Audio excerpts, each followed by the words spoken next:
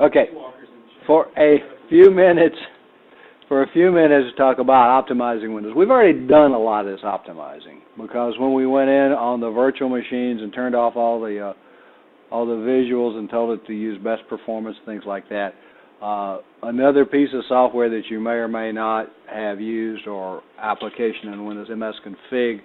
We talked about CCleaner. It'll do the same thing for you. A number of those. msconfig shows you which programs are loaded at startup so that you can determine if you're doing that. One of the things that I think it's handy for is if you go in there and you find one of these applications, something that's loading at startup like doesn't have a name. I'm always suspicious of a program that Windows is starting out of the registry. It doesn't have a name. It'll tell you whose it is and where it goes. But be careful of those things because it could be something that you don't really want. So learn about the Windows utilities and the tools you can use to solve problems. Learn how to optimize Windows to improve performance. Learn how to manually remove software. Again, the piece of software that I like for removing software is a Revo uninstaller because it'll go back and clean up a bunch of the residue for you. I did the wrong thing, didn't I?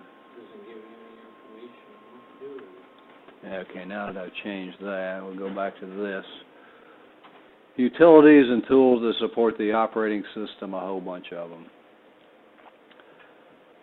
I can hear you now. The Windows and the shell kernel task manager, they go through, and what I usually I like to do, I'll click through the slides and then we'll look at Task Manager for a couple minutes. Lots of things that we can do there.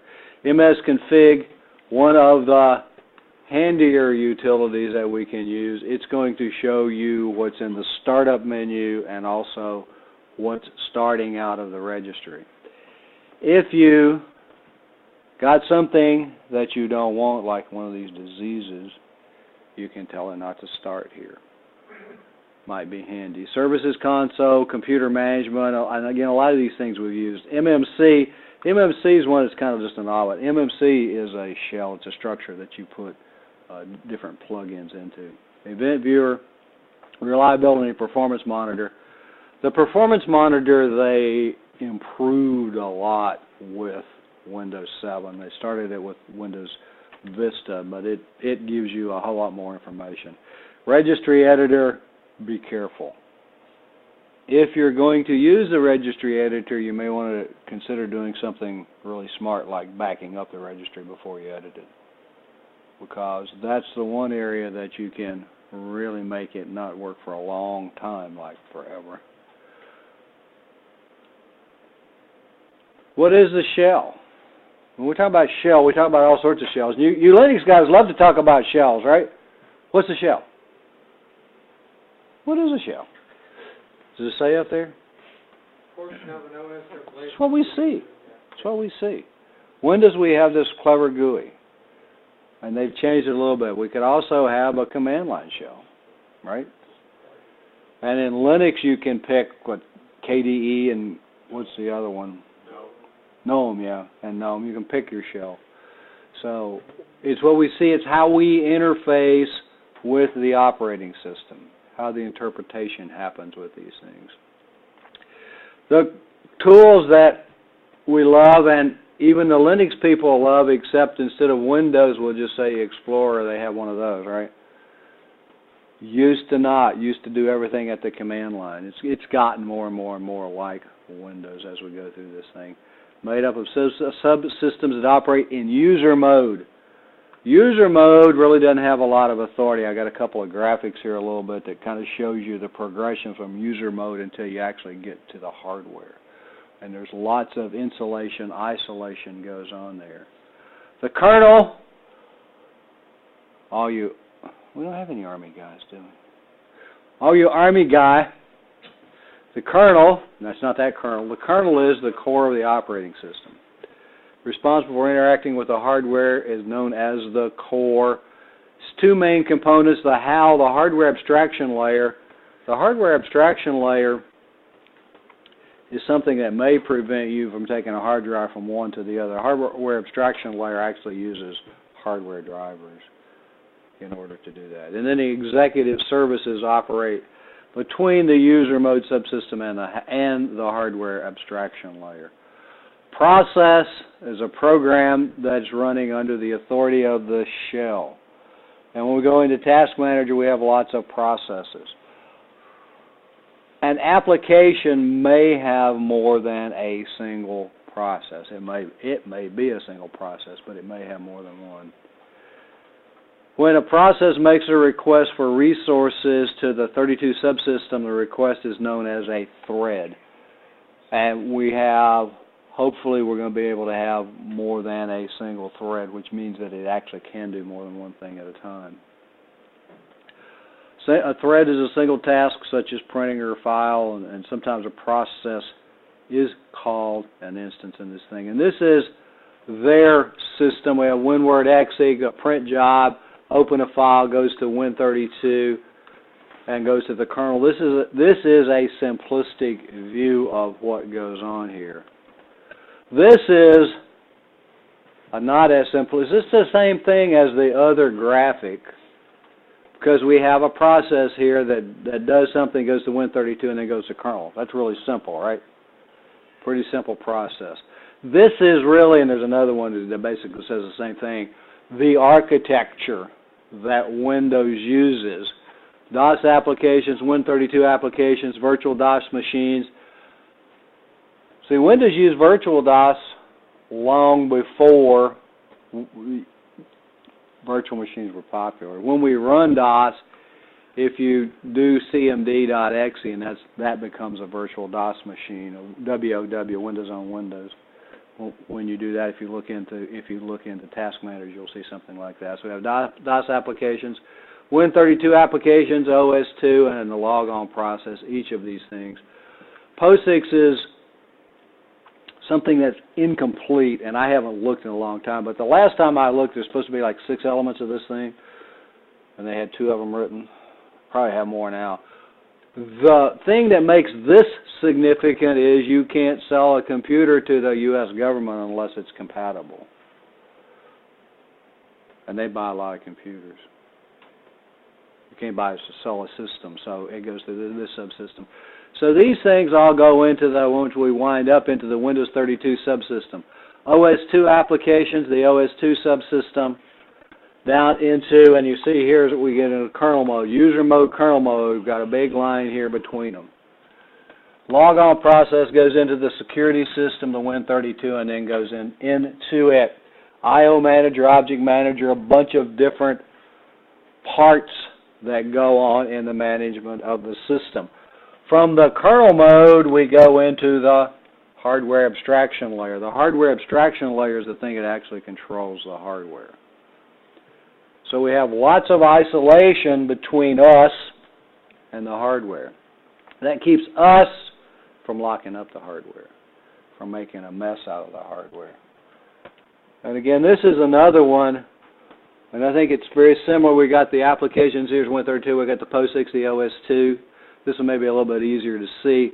User mode up here, user mode goes into, and they talked about executive services over there. The I/O manager, security reference model, IPC, virtual memory manager, process manager, PMP manager, power management, Windows manager, GDI, graphics device interface. And we have the object manager here from the executive kernel mode drivers, and over here the microkernel. And all of this stuff goes into the hardware abstraction layer, which then gets access to the hardware itself. The process, the Windows architecture, the Windows process. A little bit different than the one that they show initially on the slide and the one that they have in the book. It effectively works the same way because we had Word, they had Word.exe, right? Which is going to be our subsystem here. It's going to be our application, our Windows 32 application goes into Windows 32. It's going to go down here to the executive services, and it wanted to print, so it would be one of the processes. Print is not as singled out as a process, but we have process manager here, which goes to the object manager, which is then going to go down to the kernel mode drivers, to the hardware abstraction layer, and then that would go to the printer, the hardware itself. What does that mean to you? In the good old days, in the bad old days, in the Windows 3.1, I think we did this already, when you hit Control-Alt-Delete, what happened to the computer? Restarted. When we got to Windows 95 on, when you do Control-Alt-Delete, what happens? You get the option of, at least, you get some other things, but you can get into Task Manager. Task Manager allows you to kill a process without actually restarting the machine, or restart the process. You can go into the Task Manager, or into Services, or the processes, and restart the process. Sometimes that's going to help you without rebooting the system. Is that such a big deal? Rebooting is a big deal. Rebooting not such a big deal. Maybe with a workstation. What is the command for a hot boot? Just restart. Shut down -R. Because that'll do a restart without. And the hot boot just doesn't go back and do all the memory checks and things like that you get from a cold boot. If you're restarting a server that takes 5 hours to come online, you probably want to restart the process first, or try restarting the process first instead of restarting the computer itself. Task Manager XE displays it. Control-Alt-Delete, lots of different ways. Control-Alt-Delete, we can get to it. We can right-click on the taskbar. We can start it from the run line. Each of those things will allow us to get there. And this is one, Applications tab. The thing what I want to do is Processes tab. I said click through these, and then let's go look at Task Manager. Because once we get through the Task Manager, we're about halfway through with this lecture, aren't we? Administrative tools, then we'll look at administrative tools. They want you to always go through a control panel. You don't have to do that. You can turn it on in the system. Let me discard those things. Less. Minimize that. And then Task Manager, what was it? Control-Alt-Delete. Gives us the option of starting Task Manager. Right-click on the task bar, start Task Manager. I wonder how many of these I can get going. It just started it again. Or we could go over here, and what was it? Task MGR? Was that right? Task. There was. Huh? There was for a second. Was it? Yeah. That was Task List, I thought. Task Scheduler. No, when you kept typing, it came up. Did it? That won't work.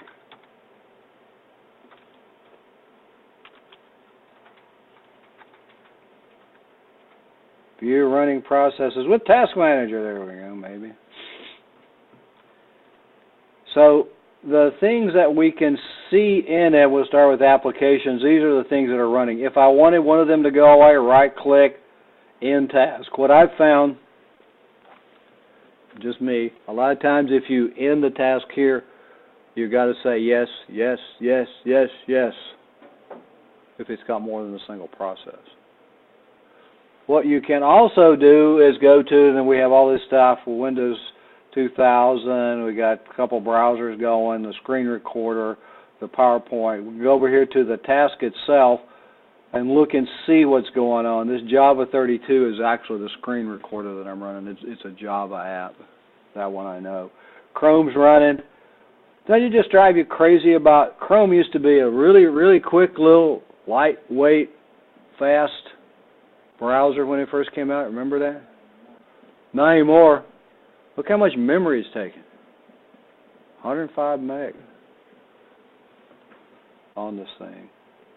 And it's not done yet. We've got Chrome here, a couple of different places. Actually, let's put them in line here and see how many Chromes we have.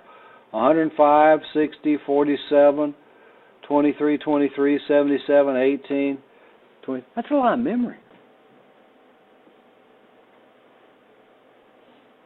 That browser's taking. Part of that is like everybody else, they want everything to be instantaneous.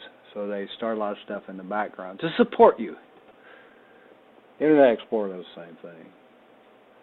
So there's just things that you can see when you go into Task Manager. What's going on with it? Google Update here is running.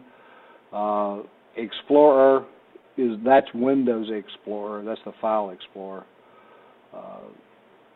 So the applications, PowerPoint, run DLL32.exe. And on each of these, we have a description of what's going on. Screencast-O-Matic, again, that's the recorder that I'm using. TV Win32, that's something that I put on that I should have taken off.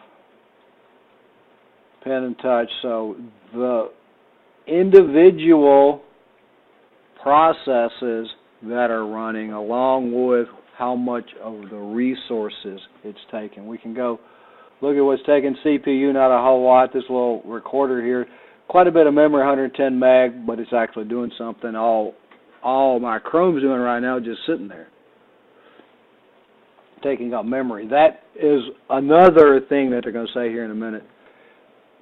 If you're not running a program, turn it off, because all it's doing is taking memory.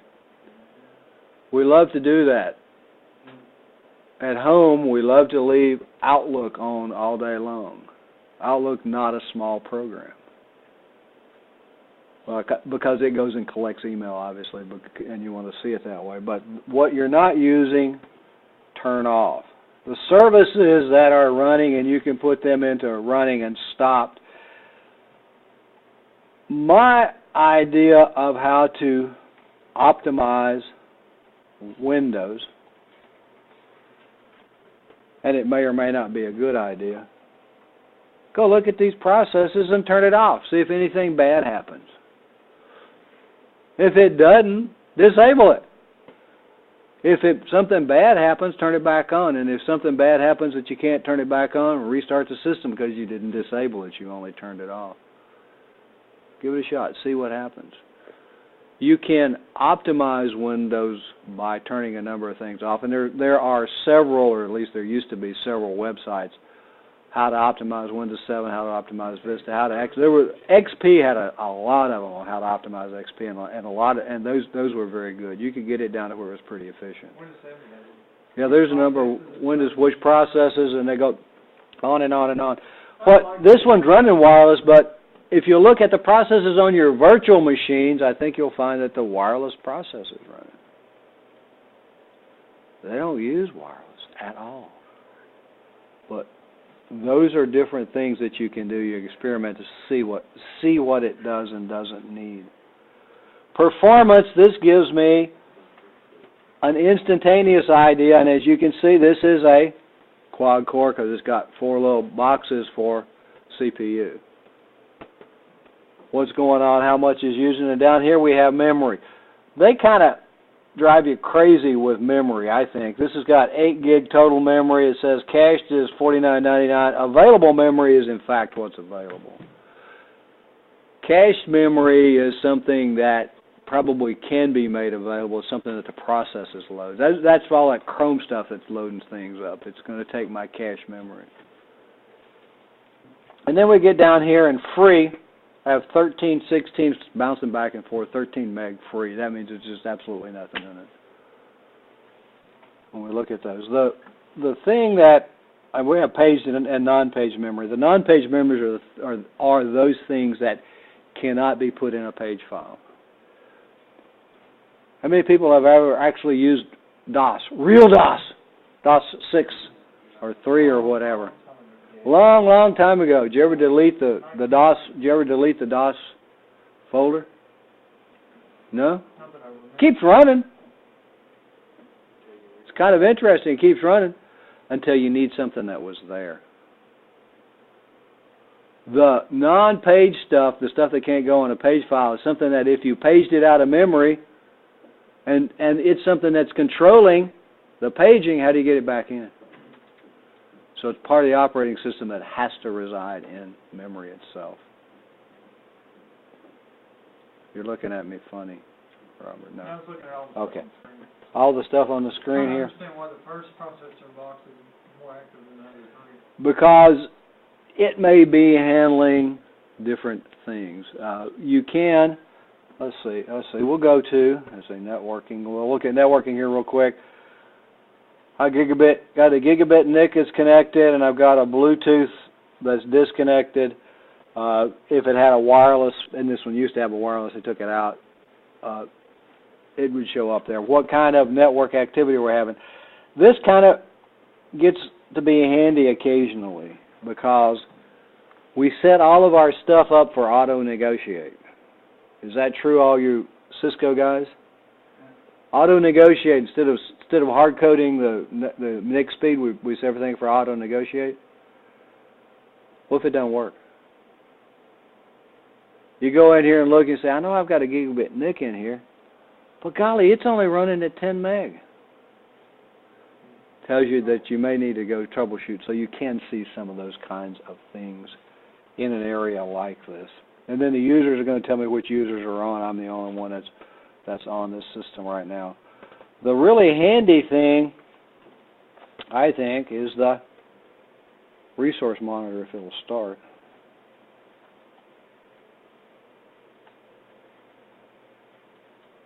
It did start, it just was covered up, huh? It gives you more detail about each of these areas. We can go into the CPU, see what's going on, the number of threads for each of these things.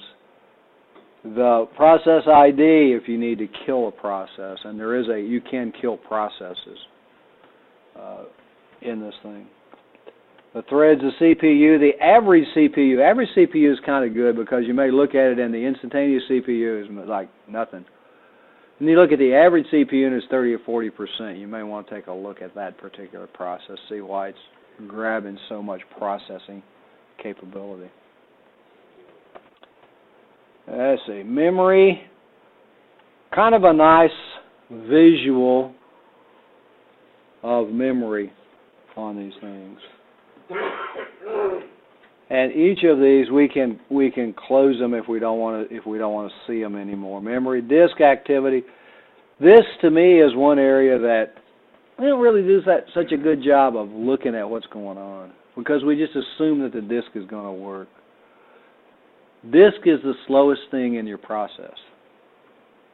Because we got processors up to what? 3, 4, 5 gig? Wow. 3.4, then I think these are 3.4, something like that. Pretty good. How fast is memory running? We talked about bus speeds in the first one, 800 meg or something like that. Because if we had a 3.2 gigahertz processor and an 800 megahertz bus, then we would have a multiplier of 4.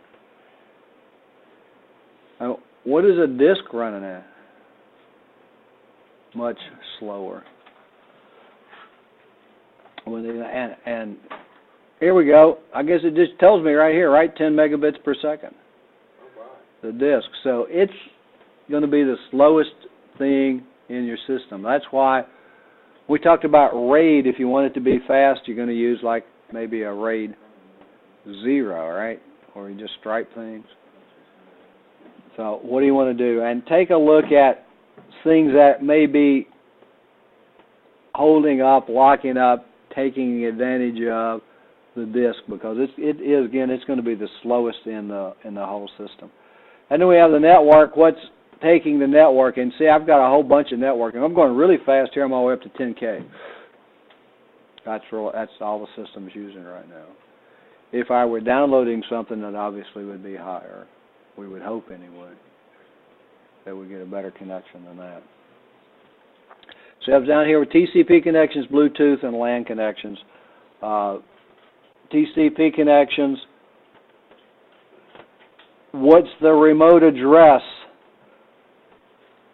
And one of the things that you may have seen in the overview, and I don't know if it's there, was a SpiceWorks. And by the way, free tools, free monitoring tools. You guys take a look at SpiceWorks. It's free, and it is just a wonderful monitoring system for your network. Spiceworks, SPICEWORKS. It will even go so far as when you're in a system, it can become your help desk, where people can submit work requests and all that good stuff. It'll monitor what's going on, what applications are installed on a desktop, what's been changed on the desktop. You can use it on tablets. You can, yeah, it has a tablet interface, so you can monitor your network with it through your tablet if you prefer to do it that way. Pretty neat little piece of free software. So we have each of these things, and over here we have views, large, small, medium, and large, however we want to see the tasks over here. But we looked at those things, and those were basically all of what we had, right? We have the memory over here, the physical memory, and again, the disk. If we go into overview, we have all those things here. You just open them up one at a time. A little bit of what's going on here on these things. And we get a summary. If you look at here, it says my disk is running at 2 megabits per second, which is pretty good, right? My processor is 7%. Those are all going to be instantaneous. But this is one of the things that really, I think, improved reliability history. On my laptop, when I show the speed of the solid state drive and the other drives, the speed. You should, yeah. I have to look at that later. Yeah. This is the reliability monitor, and what it shows us theoretically is a cumulative score of what happens. You notice here we go across here. Forgot to turn it back on. I didn't turn it on. Did I? A 10 here, and then something happened.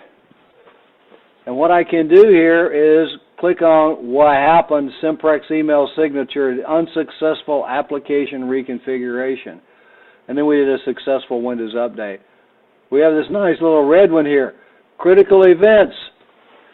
Google installer stopped working, or Google installer stopped working. You can check for solutions. So if you go through this thing and see what's going on with the system, it will give you a score maximum of 10. We can look at days, we can look at weeks, and you notice this one goes up and it goes down.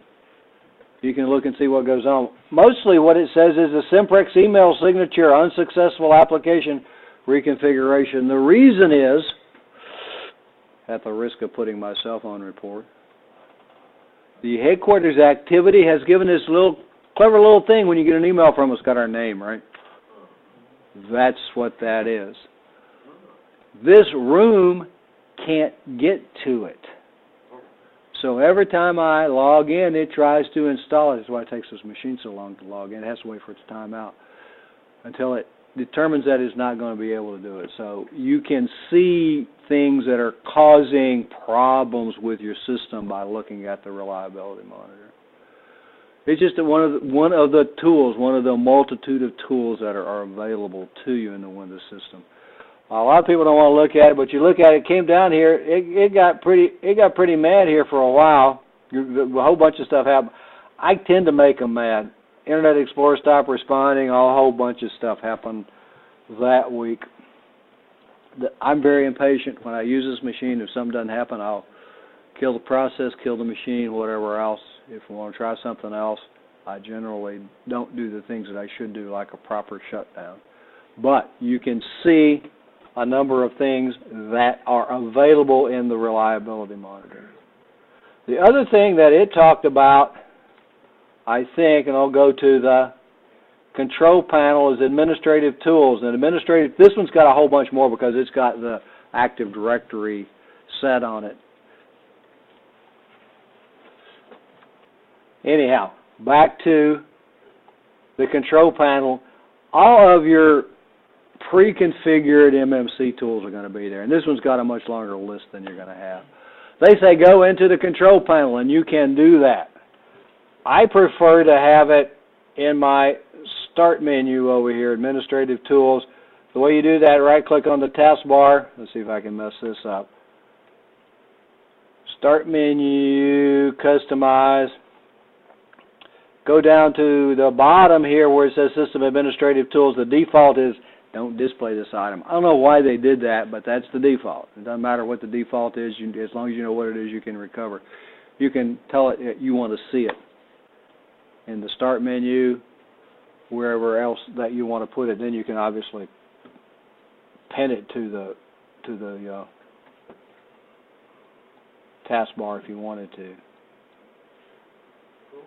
But when we go here now, instead of going through all of those steps, I have my administrative tools available to me. I think that's one of the things that I don't know why they did it the way that they did it on that one.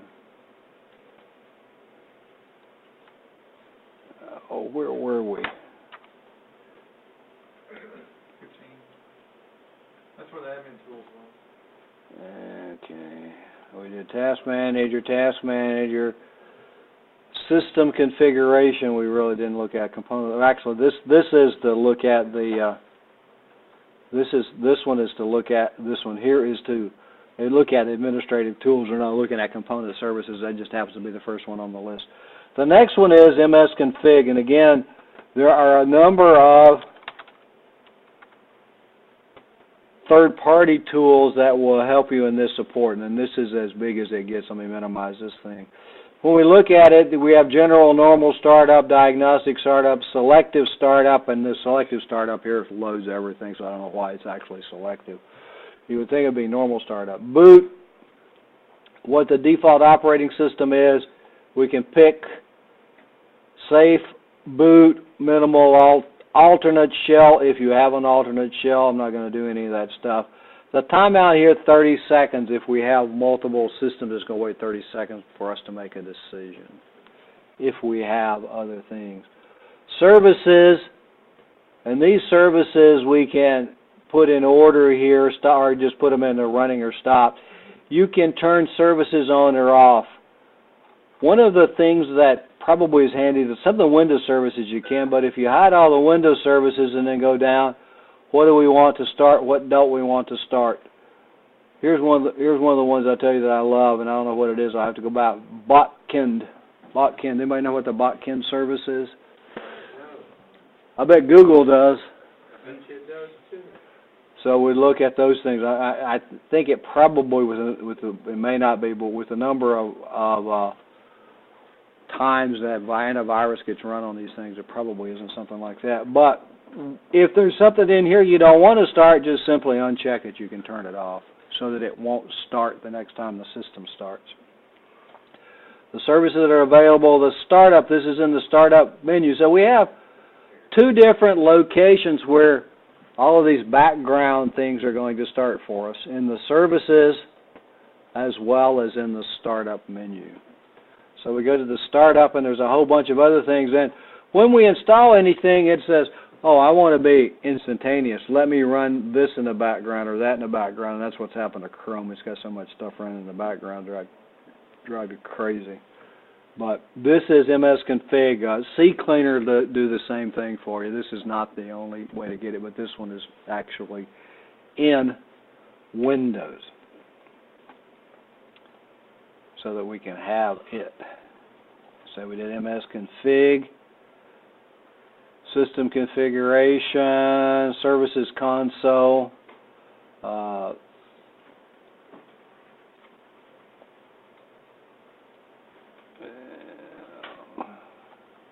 tools. Services.msc is going to get you, and you notice that some of these things have MSC and some of these things have XEs. MSC is actually is an MMC.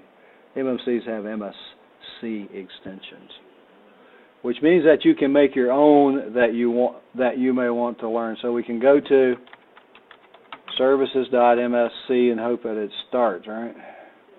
And it does, and we have all this, and they're in alphabetic order here. Status of them, a startup type, manual. Manual means that it starts up when it's called. Disabled means it ain't going to start. What is kind of handy with a number of these things, and I'll probably pick one that doesn't do it. We have manual, here we go, automatic delayed start. If something doesn't need to start instantly, a service, you can change it to a delayed start. Because Windows, when it starts up, maybe it's just me, you turn the computer on and go away, have a cup of coffee, come back, and it may be ready. Because of all these services that have to start. And all of them try to start at the same time. So, delayed start is going to wait a little bit for those to start. But we can look at the startup type, automatic are the things that are going to start, and look at the list of stuff. A lot of the things that we want, some of the things we may not want, but the list of things that are available on it. Sophos, see, Sophos, I had a virus here, 1, 2, 3, 4, 5, 6, 7, 8 different services, or 8 different services that support the antivirus software. When you're doing antivirus, this one works well. You may want to look at one that doesn't take maybe as much, that's still effective when we do those things. So we looked at the services, we looked at delayed start shortly after the startup, after the user logs on, automatic, manual, and then disable for these things. Computer management, we've looked at computer management and done several things with it, right? You've managed things with the computer management already, I hope. When you get to these things, they've got the more actions. We could go over here to Device Manager and we have more actions. View, help, whatever we want. Monitors, more actions. View, the devices by type, those kinds of things. If there are other things that you can do, it's going to be over here. If you want more real estate on your screen and you don't really want to see that little thing over there, because you can generally do all that stuff by right-clicking anywhere or going up here in the view, and then we can get all the same information that we had here with more actions view. You can turn it off up here with this little arrow, right? Just click it, turn it on, turn it off, if you do or don't want that particular panel to show when you're doing these things. MMC allows us to create just a basic structure here, a big blank framework. From that framework, we can then go in here and add snap-ins, add components, and you can make your own snap-in. And that's what you probably should do. The tools that you use the most, put in an MMC so that they're all right there available for you. You can and should create your own when you do these things. So if we did certificates, we could add our certificates, and there we go to user account, service account, or computer account. I'll use my account. And when I do this thing, it's now going to tell me if I have any personal certificates on this thing. Man, I've got a bunch of certificates on it. All of these things may or may not be useful. A lot of them, expiration date, 5/26/2024, they go on for a long time. Do not trust, issued by Do Not Trust Fiddler Root. I like that, don't you?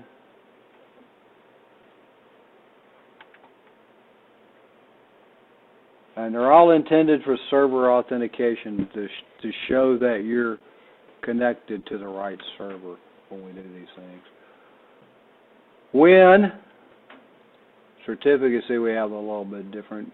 Each of those things is going to have a little bit different. I'm not going to save the settings. We're just going to move on. The event viewer allows you, the event viewer, r.msc, right, is the place where we can see logs, and you can have custom views, server roles, lots of different things in here. Windows logs are what I want to look at here. Application, security, startup. We have a big red arrow here, the MS installer product, and that's the same one that gave me the issue back on the reliability monitor, the Simprex. The signature thing is not installing still, even in here. This is one of the places that if you're having problems, you may want to look first instead of last. I'm really great at looking there last. Look at the logs and see what's going on. A lot of times they'll tell you exactly what your problem is, so that you can repair it fairly quickly. The security log is a good place to look to see if somebody's trying to get into your machine that shouldn't. And this one's got an awful lot of audit failures. I think I may take a look at this thing in a little bit. Local service entity authority, what's failing? Something is failing as it goes through, and this looks like it's some sort of an Active Directory process. And a lot of them are failing today, like just recently, 6/31. What's causing them? Don't know. I have to go look at it. That's something that you can't just look at usually and say, oh, yeah, that's it, unless you really know what's going on. And I hadn't been looking at it. WUSA Windows Update could not be installed because of error or some another, and that would allow us to hopefully go find out why this update failed. Windows updates failing are really not such a good thing, and I think that Tuesday probably was Update Tuesday. Because I know when we shut ours down last night, we had 21 updates. I mean, on the home one. Yeah, that's right. Yeah, and these should have about the same, but looks like there's an awful lot of Windows updates, and WUSA is the Windows Update Service. So that's why that one's there, and because command line was and it may just be that it wasn't there. But we have to go back and look and see what's going on. We can look at the details, which are sometimes handy and sometimes not so handy. Sometimes they don't really tell you a whole lot. Sometimes it will give you a link, more information, event log, help online. Sometimes that actually helps, and sometimes that actually doesn't help. It's just, and it doesn't hurt anything to click on it and see if there is anything that will help you out with it. So the event viewer, lots of different logs there. You can configure your own logs to do that. Task scheduler is something that allows us to run different things on a schedule. And when we look at this machine, we look at Task Scheduler, look at Windows, what's there next run. You notice there's a whole big list of things that are here. Service restart, 8:02 a.m. every day. The operation completed successfully. Whatever service that is, but it's something that was scheduled to do that. Office, at 12 a.m. every day, the system cannot find the file specified, so it's having an issue with it. One of the ones that probably should be in here in Windows backup, media sharing, filtering. I would have thought that Windows Update would have been in here, but it's not. If we want to create a task, we can create our own tasks here for it to start something, stop something, restart, whatever you want it to do. One of the things that I did at one time, stopped starting it, but set up the machine at home to start up automatically, and then after Windows started, to go ahead actually to log in and then automatically start Outlook, because it took a long time to download the emails if you have a lot of them. It's not a small program. Sometimes it takes a while to start. So you can start things, stop things. One of the automatically configured for you by Windows is defrag. Here we go. At 1 a.m. every Wednesday of every week, whether you want it or not. Windows is scheduled to defrag unless you turn it off. So, task scheduler, lots of different things that you can do in here. And it's got a number of things that may or may not already be kind of a handy thing to look at to see what the system is doing for you, whether you want it or not. Registry Editor, Regedit, I'm not going to do it. You can look at it. You occasionally need to actually make changes if you have something particularly bad. Oddly enough, there are some things in servers that you can't do from the GUI, which is probably a good thing because people would undo it. You actually have to go into the registry and change some of the keys to modify some things. Some things, very few things in Windows 7, a few, but servers do have a few of those kinds of items. If you're going to edit the registry, back up the registry before you do that. And that's just that's in the book. The Registry Editor, the 5 keys, and all that's in the book, and I think they have a little activity before you do that. And here is the before you kill your machine, back it up. Hopefully you'll be able to get back into the system. Also keep in mind that we had that last known good, which is the clone set, which is a separate area of the registry. You may be able to recover from that if you do something you really didn't mean to do. You can back up a single registry key. You can export keys. You can import keys.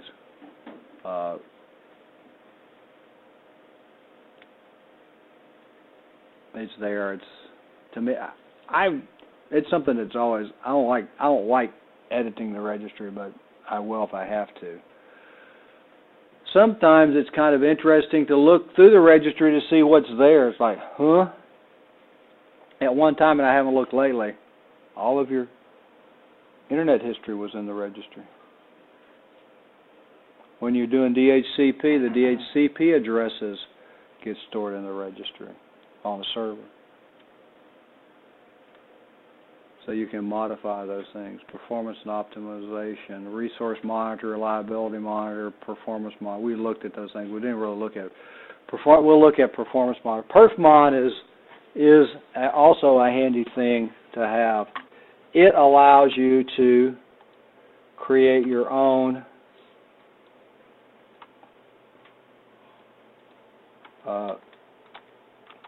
monitors, except it's sysmon. No, it's not. It's perfmon. Performance monitor, there we go. So we start this thing up. Performance monitor, we have this one element here. And the default is % processor time. If we wanted to monitor something else, we can add counters. And I'm not even going to attempt to show you the counters because you can scroll through and look at the different things that you can look at. You can look at the local computer, or you can monitor other computers. So when you see all this stuff, it says you got to buy these tools in order to monitor your server. As long as you have the authority to log on to your server, you can monitor it with Perfmon remotely. You can set up a desktop and monitor your servers yourself. And when we look at these things, let's see if we can just go through one quickly. Let's go through branch cache, memory. And memory, what we can do is available bytes. I can add it. Okay. Did it add it? Didn't add it, did it? Add counters. They are in alphabetical order. Don't do like I had a student one time do. This thing starts in the middle. He thought you could only scroll down. And the one he was supposed to add was, I couldn't find it. but it goes in both directions. Memory, and we did available bytes, and we added it.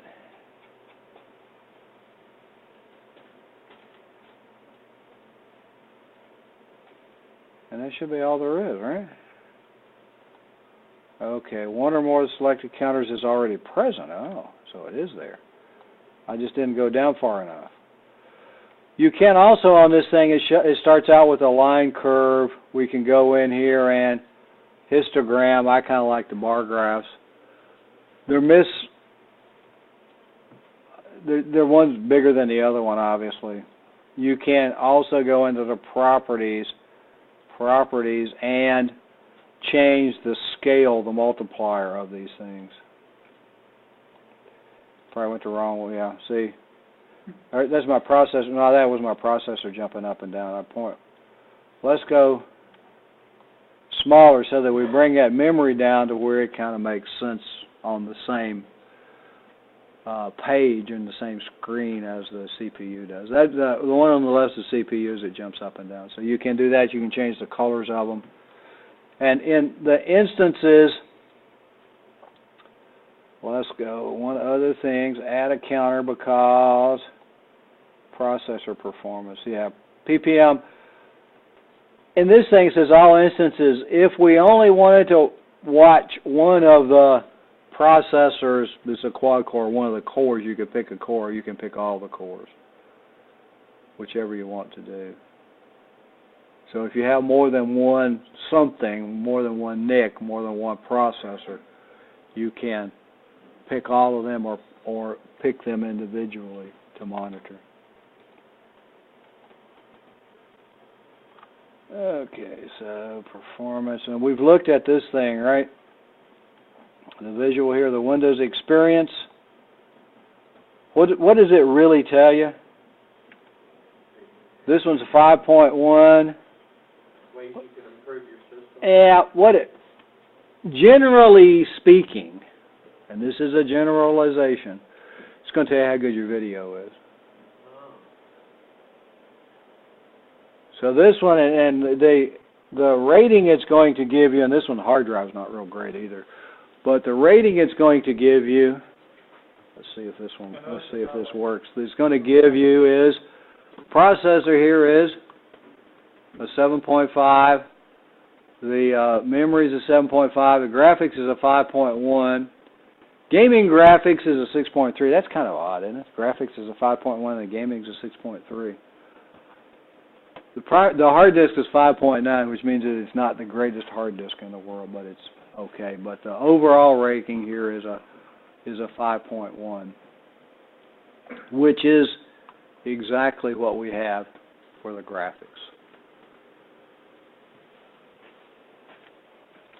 Different tools tell you different things, and this down here tells you what do these numbers mean. Was it on a scale of 7? It's a weird scale. It's whatever they decide. I think it's a scale that, I think it is 7 right now, but what they did was set it up so that they can change the scale.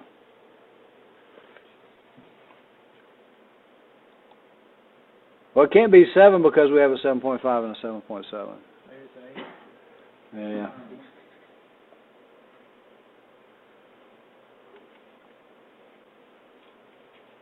And if you don't like it, you can rerun the assessment. If you look at it in your virtual machines, it'll tell you that it doesn't work for virtual machines.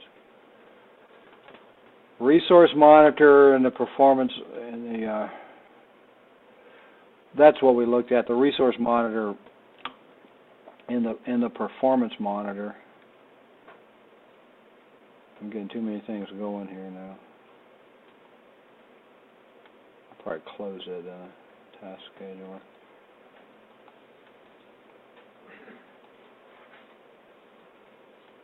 Don't need that one anymore. Don't need that one anymore.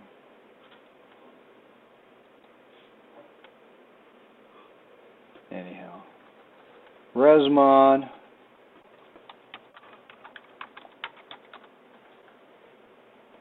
which we've already looked at, the resource monitor. As when we got to it, you can get to it either through resource monitor, resmon.exe, or through the task manager. Tells us a lot of different information about what's going on in the reliability monitor we already looked at. Perfmon, our performance monitor we looked at, that allowed us to add those things, and a bunch of step-by-steps. Adjust the visual performance, current visual settings affecting a program. We can do those things. Some of these things are really, really very, very handy. Some of these things are, it's like, why do I really need this? But we're always going to have those kinds of things in Windows. And you notice that as you go through these things, there's at least 2 and probably 3 or 4 different ways to start any one of these. The history problems, the things that we've looked at, Windows 7, the reliability monitor. The reliability monitor is probably going to change every time you install something, every time you do something to it. It is a quick check. The improving performance, Windows on this thing, disable the Windows search services if you don't need them. One of the things that you can do. Disable the indexer. May cause performance problems when you're looking for those things. Plug any memory leaks. A memory leak is, I don't know how you do this, because a memory leak is a program that when you close it doesn't get back its memory. So I'm going to go fix the program, I guess. Select the columns, verified or you can just look and see what's going on those. Now here's the answer. Here's how we do it. Obtain an update to the program. Consider using ReadyBoost. What is that? USB drive, yeah, which kind of was supposed to, and it actually does help a little bit. Really? If you'll put those on, yeah. I've been wanting to try. It really does. All you got to do is plug it in, and then you go to the properties of it and say, configure this as a ReadyBoost. It says, how much do you want to use? That doesn't work in Home Premium, though, does it? Should. It did in mine, I believe, yeah, because I've got a Home Premium. I got professional at home. Professional, no problem, obviously. I think it works with Home Premium. I don't think it'll be an issue. Test the device, 256 to 4 gig, so 4 gig, 256 space to 2 megabits per second of throughput. It's a buffer to speed up the access time, and said it does seem to help a little bit. Disable the arrow interface. We've already talked about that. Make yourself this really cool historic plain blue Windows background. Turn these off. If you want it to look pretty, leave it on. Remember, all of that stuff is going to take resources when we do these things. And this this is Vista, disable the sidebar. And that just means that you don't have all of your little gadgets over here in its sidebar. And it will, if you're using Vista, who was going to give themselves a psychiatric eval if they wanted to download Vista? Manually uninstall programs that you don't use, and hopefully when we looked at that services list, the things that are going on, all these programs want to install stuff. It runs in the background so that when you click on Microsoft Word, it starts quicker because it's already warmed up. You don't have to have all that stuff running. Yeah, they're going to start a little slower. But how many times do you start an application a day? Once or twice? Is it worth all the slowing down everything else to do that? Those are kind of some of the stuff that you've got to think about. And again, how do you find out, or how do I find out? Turn it off and see if it breaks something. If it does, turn it back on. Manually uninstall routine. Or uninstall in the all programs, delete the program files in the programs files. Or this is really pretty drastic. We can't make it go away by any other method. Just go into program files and delete it. Okay, good. But it's still going to have a bunch of registry settings. Revo uninstaller may be able to help you out here. It may not, but it may be able to help you out, particularly for the residue that programs leave. A lot of them, some of them are really clean. Some of them that I didn't expect to be really clean were. Some of them that I expected to be really clean left a bunch of stuff to be undone. And this is manually delete the registry entries. First, you got to find them. They're usually fairly well organized. Manually removing these things, and these are the check step-by-steps that are there. Registry keys that affect startup, and then Appendix G is Appendix G in your book for a list of registry keys and startup folders that are available in this thing. So, not too bad tonight, I don't think, but probably about an hour. But a number of things you can do to make it a little faster. Some of these things you already have hopefully experienced in the virtual machines, because when you do a number of these things in the VMs, it does make them run better. Uninstalling the programs, we don't really have any programs on it, so to do that. You may want to go, the one there that we hadn't done was to disable the Windows search, wasn't it? Yeah. See if that helps. See if that helps the performance of your VM out any. Task Manager, the tools that are available. You just need to look at these things and see what's going on. Logging and the performance monitor, the things that you may or may not want to do with the system. Questions? Go ahead and take a break.